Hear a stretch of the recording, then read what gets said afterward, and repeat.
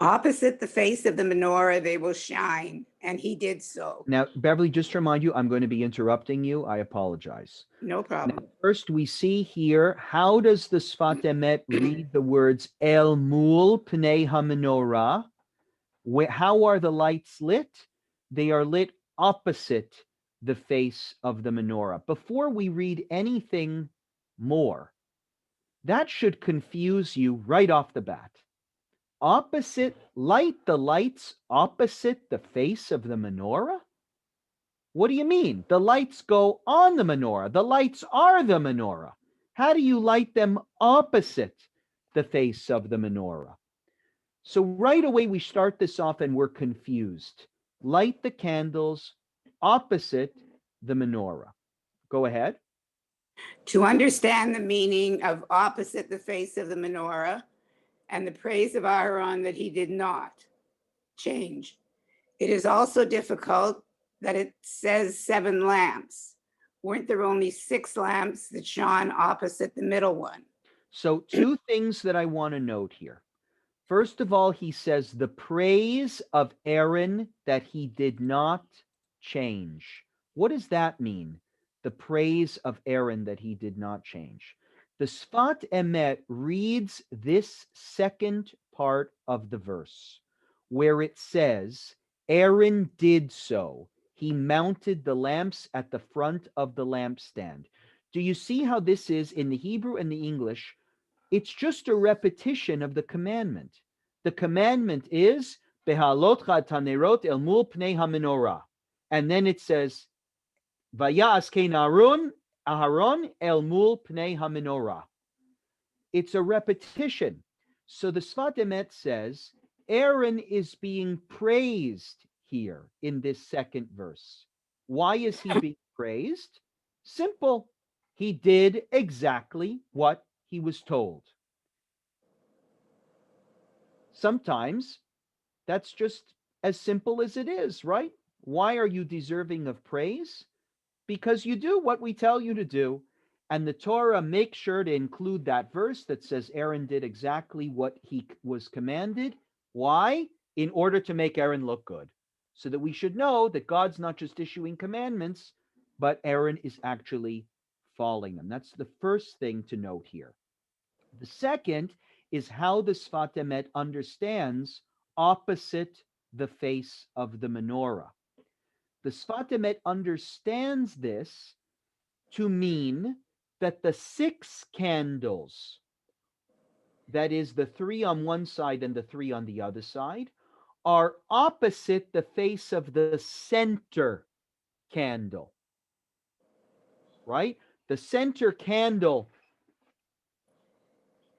is not lit, but the 3 on each side are lit. And they are lit el mul pnei hamenorah, facing the center of the menorah.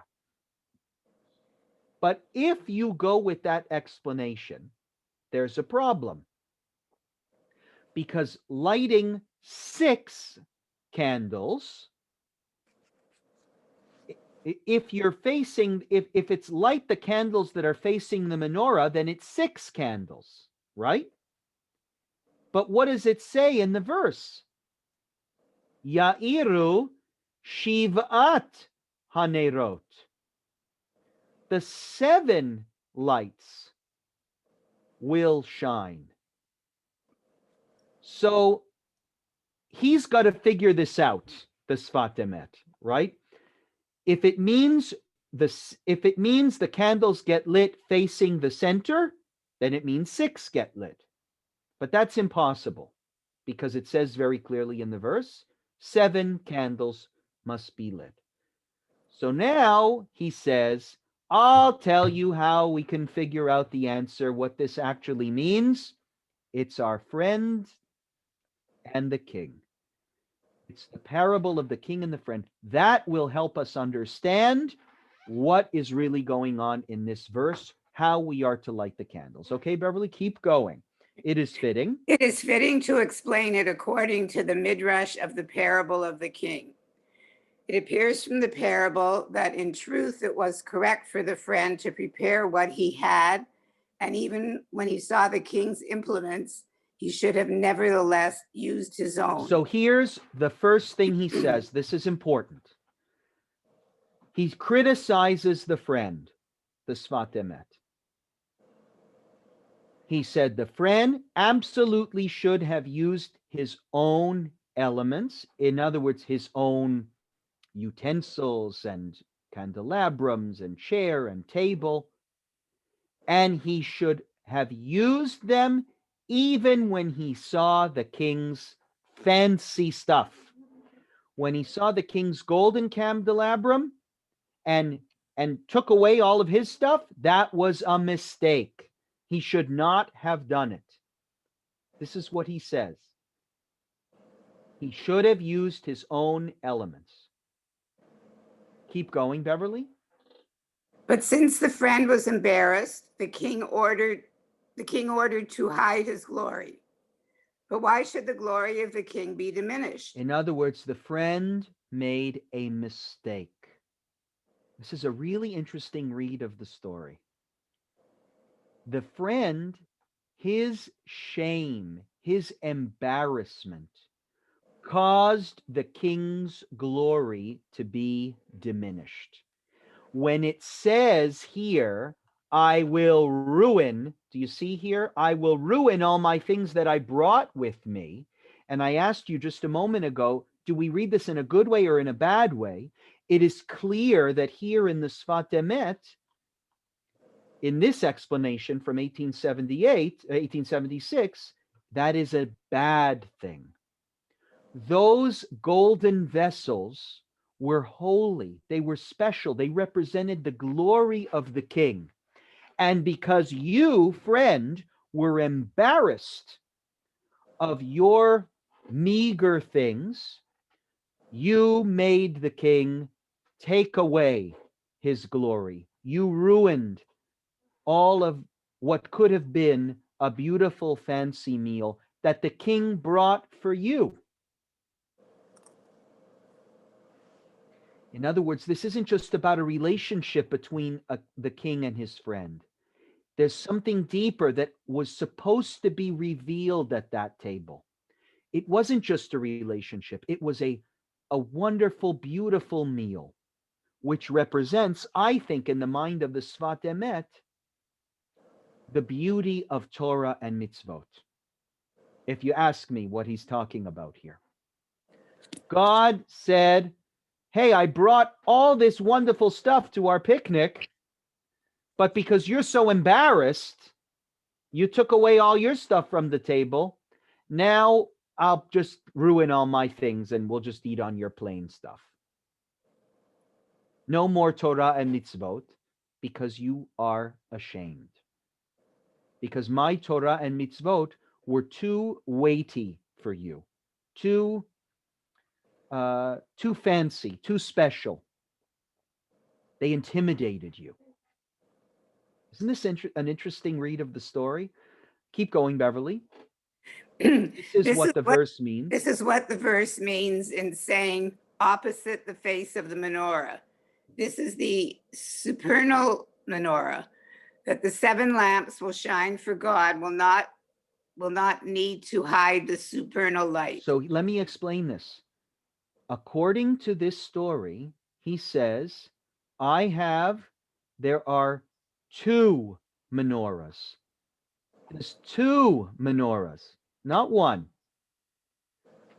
There's God's menorah, and he calls that the Supernal Menorah, or HaMenorah HaElyonah. And then there's our menorah. God's menorah, that's the story of the king and his fancy candelabrum. Right? God's fancy, beautiful menorah, that's the one we shine opposite, that shines opposite ours. Why does the verse say we light the candles el mul pnei ha-menorah? It's saying we have our simple menorahs and they will shine opposite God's wondrous, beautiful, golden, heavenly menorah? This is his answer to that question, right? What does opposite the menorah mean? Well, now it's not about the 6 candles facing the center. It's about our candles, whether it's the candles of the Hanukkah or the candles of the menorah that were in the desert shrine or in the temple. Our simple human menorah shining in the face of God's beautiful menorah. Okay? Now, why does God have a menorah? For in truth, all that is hidden in this world is for the sake of human effort. For if it was all revealed, all possibilities of effort would be nullified from humanity. However, the righteous person, through serving God, is able to do his own service even when he sees God's glory. Therefore, one who is ready for this is shown all that is in the upper worlds, for all the hiddenness is only because of inadequacy in serving God. Highlight that, right? All the hiddenness is only because of inadequacy. The Sfat Emet is charging the friend, that friend who was embarrassed, with inadequacy in serving God. You had utensils which were good enough, but you hid them. You thought you were inadequate. And because you showed inadequacy in your service of God, God took all of the hidden holy worlds that God had and was ready to show you, but God had to ruin them and took them away because you were ashamed. That is what it means. That is what it means when it says, opposite the face of the menorah, they will shine. That even when he sees all of the supernal lights, he's still not be embarrassed and will do his service. Aaron did this opposite the face of the menorah. He was not deterred. This means that there was no change or hiddenness brought about through him, and it is great praise. So now we know why that verse, thank you, Beverly, why that verse is so important. That verse that says, Aaron did exactly as God commanded, because Aaron knew that God didn't need that light. Aaron knew that God had plenty of light on his own, and that his lighting of the menorah would make no difference to God at all. God has plenty of light. He doesn't need this, but Aaron did it anyway. He wasn't ashamed. He did the mitzvah.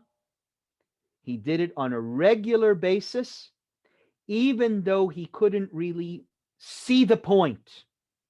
He couldn't really see how God valued his ordinary lighting, but he did it anyway.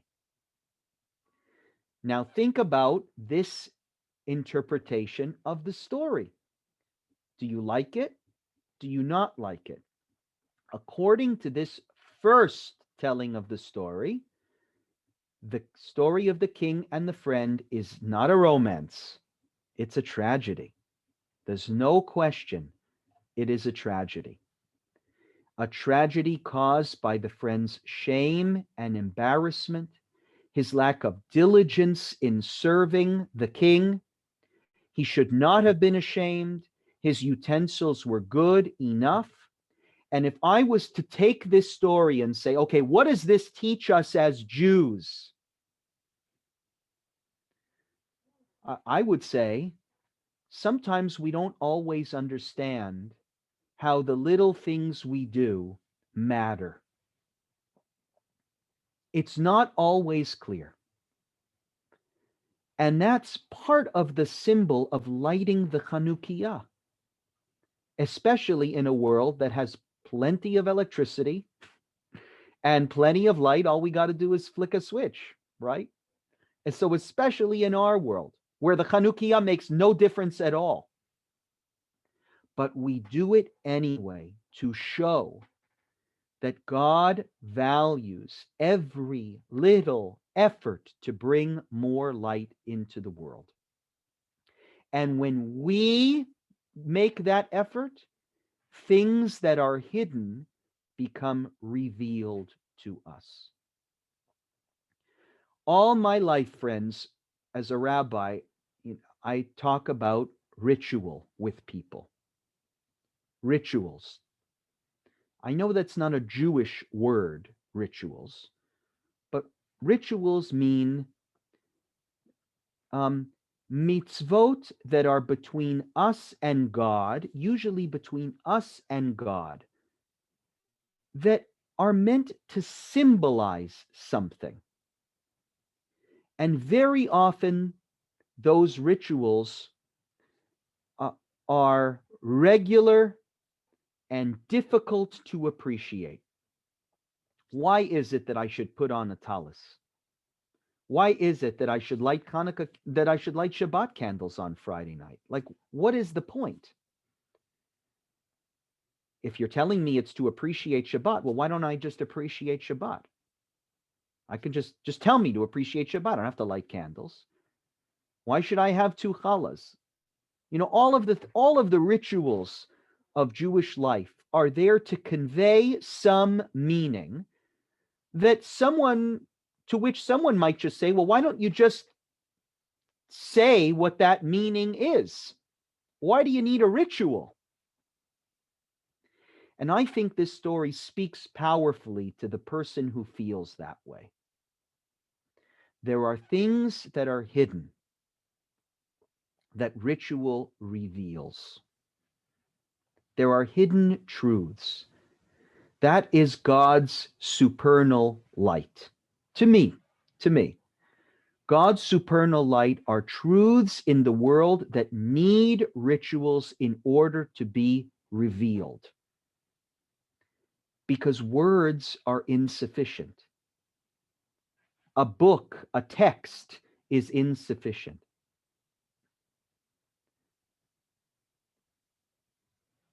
Mitzvot allow us to stand el mul pnei hamenorah. When we do a mitzvah, we stand opposite God's light.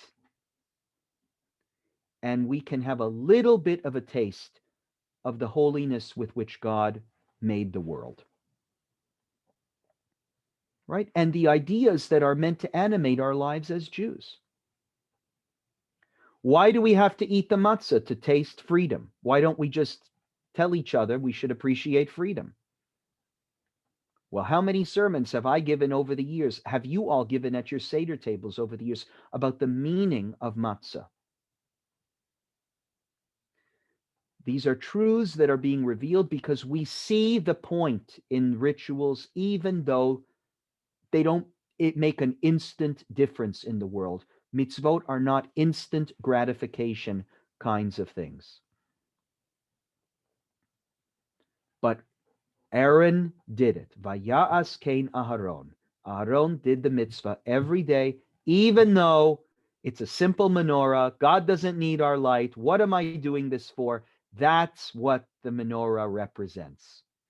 Constancy in service, even when your light doesn't make a difference.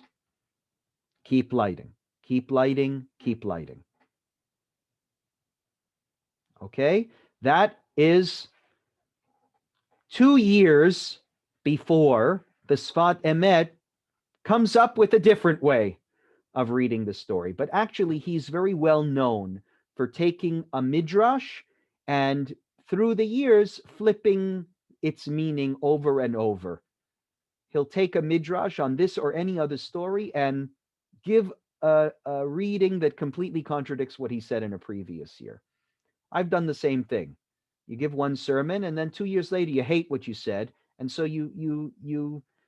I'm not as obvious as he is, so you have my sermons year after year to compare, but I can show you where I didn't like what I said one year, so I changed it the next year. That's okay. It's showing a Rebbe who grows. Okay, Ellen, would you read for us what he says 2 years later? Ellen Cantor. Opposite the face of the menorah, the 7 lamps will shine. This is difficult, for it should have said the 6 lamps. Right, so again, he calls our attention to, if it's opposite the face of the menorah, then we can't be talking about the 3 lamps that are on either side of the center lamp. So what's going on here? But the explanation is according to the words of the Midrash regarding the parable about a king whom a layperson invited to a meal. Now, he gets the Midrash a little bit wrong here, right? He says a king whom a layperson invited to a meal. It's the opposite, right? It's not the layperson who invited the king to the meal. The king said to the friend, we're going to have lunch together. So I don't know what that's about. I asked one of my teachers why he got that wrong, and he probably just said as an accident. When the king came, he hid away all of his mundane implements. Now, look what it says. He hid away. Who's the he? He hid away. That's the friend, right? The friend hid away all of his regular things. And then what happened? The king ruined the royal implements in order to use the mundane implements. That is what opposite the menorah means. Opposite the supernal menorah, nevertheless, the 7 lamps will shine, even though there is no comparison to this light in relation to the supernal light, because the king ruins the royal implements in order to use the mundane vessels.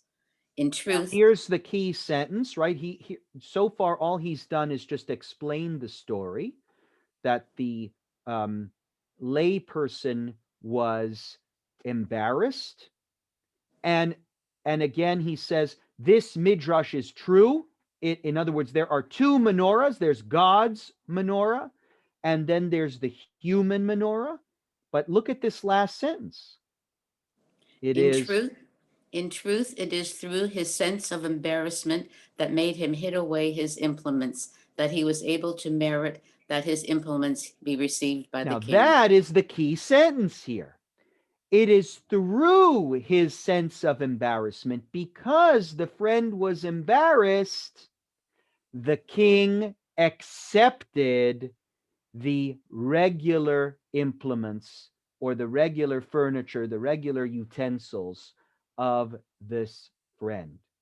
So in this reading, is the Midrash a tragedy? Not at all. It's a romance.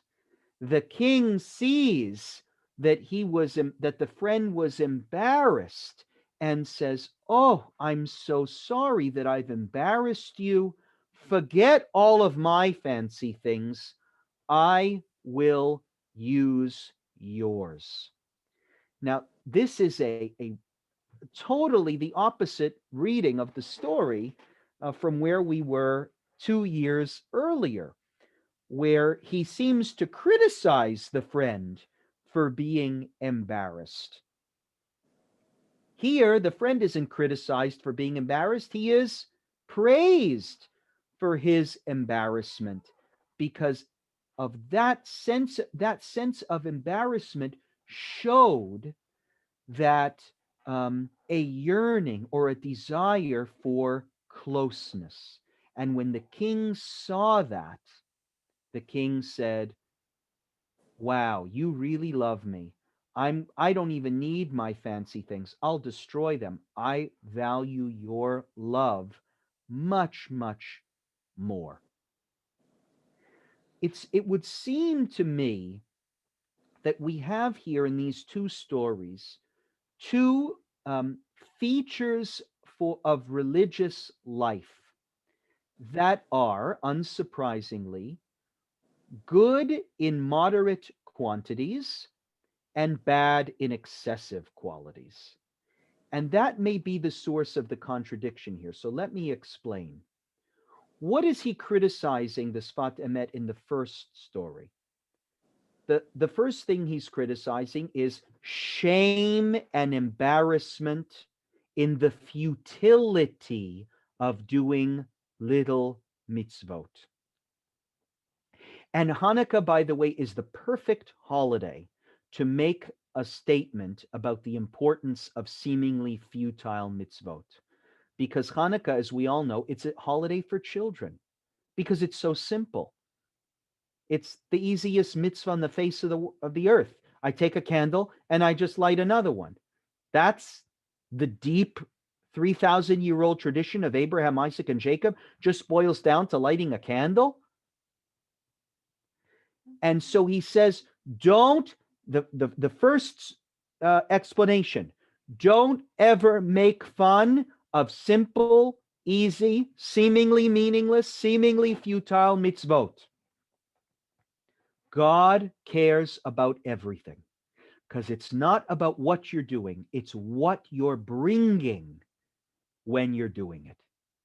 You, the friend, you brought love with you, but you turned that love into shame, and God doesn't want shame. And so to me, it's a worthy statement. Don't be ashamed. But lack of shame can easily turn into pride or arrogance, right? That's what I mean when I say both of these stories comment on a feature of the religious conviction that is good in moderation and bad in excessive quantities.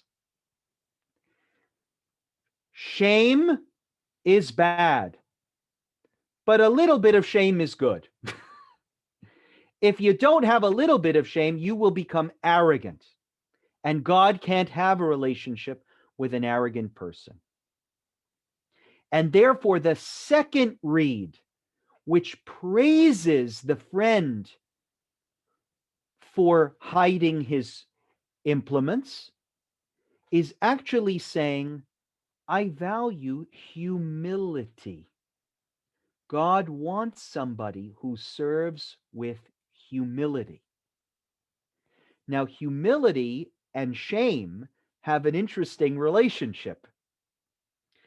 I might ask you, if we were more in a setting where we could have a conversation, what is the difference between humility and shame? Is there a difference between humility and shame? Or are they really the same thing and we just use them in different contexts? Or at least will you give me, I can already see some heads going, no, they're different. But are they not related? Give me that they're to be humble requires just a little bit of minimizing the ego, a little bit of shame, to be too prideful, to be too much out there. And the opposite might also be true. Yes, one should never be ashamed, and one should do every mitzvah with passion, like it mattered, not be fearful that what you're doing is insignificant. On the other hand, to do things that are too zealous can provoke in others distance, because people say he's just too extreme, she's just too unreasonable. Her zeal for the mitzvot is not something that I can relate to.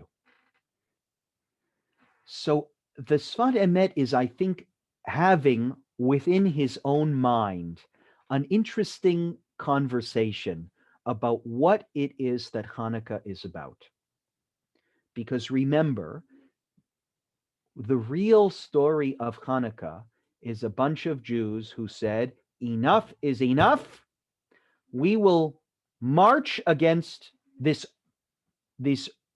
Syrian Greek oppressors who are bigger than us and stronger than us. In other words, the whole Hanukkah story is motivated by fearlessness, lack of shame. We will be proud. And that's that first story. But then Hanukkah changes over the centuries, and it becomes less about celebrating a military victory and becomes much more about celebrating in the sanctuary of our homes in a peaceful, quiet way by just lighting candles. You know, we don't think of Hanukkah today as a military celebration of a military victory. We think about it as celebrating miracles. Well, miracles, that kind of celebration, speaks much more to the second read of the Sfat Emet. Doing what we do with resilience, even with a little bit of humility, because we understand that we are small and that God's supernal menorah is the real menorah that counts. So when we celebrate with humility, even a little bit of shame, because we'll never be able to bring into the world the light that God could bring. We're just people. So I really love these two contrasting views of the story. And now let's look at the last one. Okay, I see some really interesting comments. Keep them coming. I hope everybody's reading. This is the best way we can have a conversation on Zoom. Okay, let's read this last piece. And Shelley, would you read for us here? A couple years later, 1874. In the Midrash, also darkness is not dark before you. A parable, mundane objects. Oh, this is just in short. I'm saying he's commenting again on the same Midrash. Okay. This means that from the perspective of God, there is no darkness in the world. Rather, God hid the light in this world so that there would be a way for us to honor God, to find the hidden light in the world. So I don't know. We have to spend some time on this here. This is deep stuff, okay? Hasidic Rebbe talking. And you know that this is all metaphorical. What does it mean, light and darkness, right? I tend to look at this piece as sort of where the Sfat Emet comes to after real consideration of this Midrash. So we have his first two reads, and then finally this third one might be the one where he settles on the right answer. From the perspective of God, there is no darkness in the world. God hid the light in order that there would be a way for us to honor God. We find the hidden light in the world. Now, this is the explanation for the name of this parsha, Beha'alotcha. Remember last week when we looked at this verse, I said, why is the verse saying when you mount the lamps and not when you light the candle, when you light the flame? Shouldn't it say when you light the flame? But that word beha'alotcha, when you raise up the flames, it almost is suggesting that the flames are already there. The light is already there. It's just that human effort is required in order to bring that light out into the world. So when we're reading this, I think that's what he's talking about. There is no darkness in the world. All there is hidden light. And it's our job to bring that hidden light out. Those menorahs, that menorah, the lights on the menorahs, that's what they represent. They are already lit. It's a candelabrum that's already lit that we need to light. The light is already there. We just raise them up. Keep going, Shelley. From this perspective, it differs from the parable, for even the light of the righteous is actually from God. It differs from the parable. That is the parable of the king, because remember, the parable of the king said, Well, there's two kinds of light. There's God's light on the supernal menorah, and then there's our light on our regular menorahs. But that's different, right? It differs from the parable because this is saying, no, there's only one kind of light. There's no God's light and no human light. All there is just God's light. And that's why the king was upset by the hiding of the simple utensils. Because those utensils, the simple utensils, they were our way, the friend's way, the small, humble human friend's way of bringing light into the world. It didn't matter that they were ordinary objects. They represented love. And because they were hidden away, God's light could not shine. Go ahead, Shelley. As it is written. As it is written, you light my lamp. Right. Rather, the work is to find the light of God in the world. Rashi writes, so that the flame go up of its own accord, which appears to mean that is why it says, when you set up, for God created the world with light, as the beginning of creation says, let there be light. But a person must join all things to unite them with their root, and then automatically they shine of their own accord. The act of lighting itself is not a human action, but just setting up the lamps and the implements for the light that comes from God.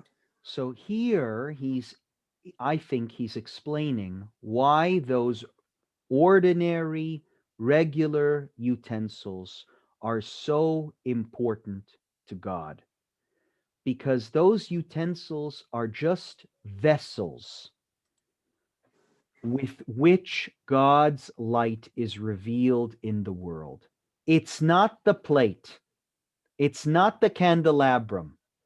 It's the light that will shine from them, the food that will be served on it, the mitzvot that change the way the world operates. That's what God wants. It's not about the menorah. It's about bringing forward with everything we have, because as this says, everything is light. So using everything we have, all the blessings that are at our disposal, to make them all vessels for holiness, vessels for goodness in the world. And one should never be ashamed of what we have, even the simple gifts that we have. You can look at a friend and say he or she has much more. I think he's saying, don't ever do that. And you can also say, but I have nothing. I'm going to hide them away. What I have isn't good enough. And you should never do that either.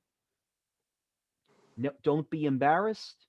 Be humble with what you have and understand that every gift is an opportunity to bring more light into the world.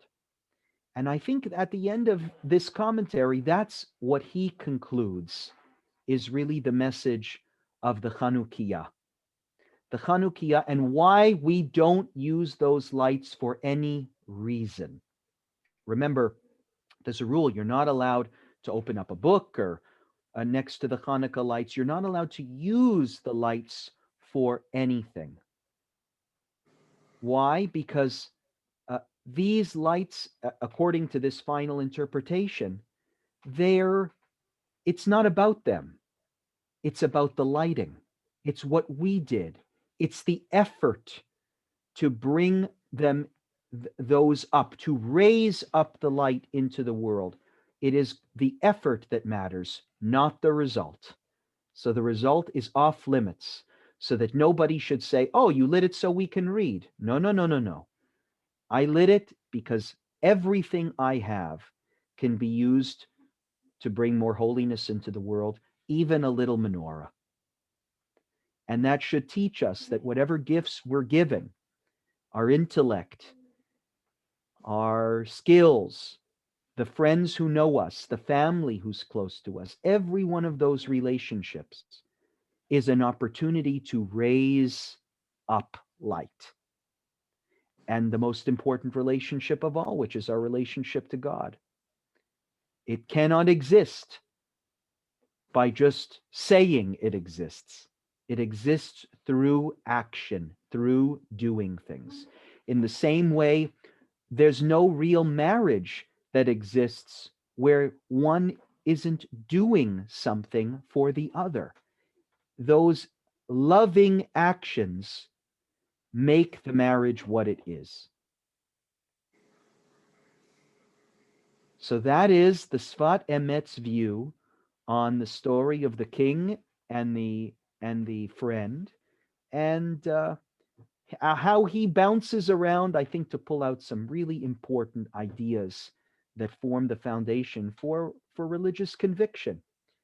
Shame, embarrassment, pride, but not too much pride, and finally, never ever giving in, I think, to the futility of repetitive mitzvot. I'll stop the recording now.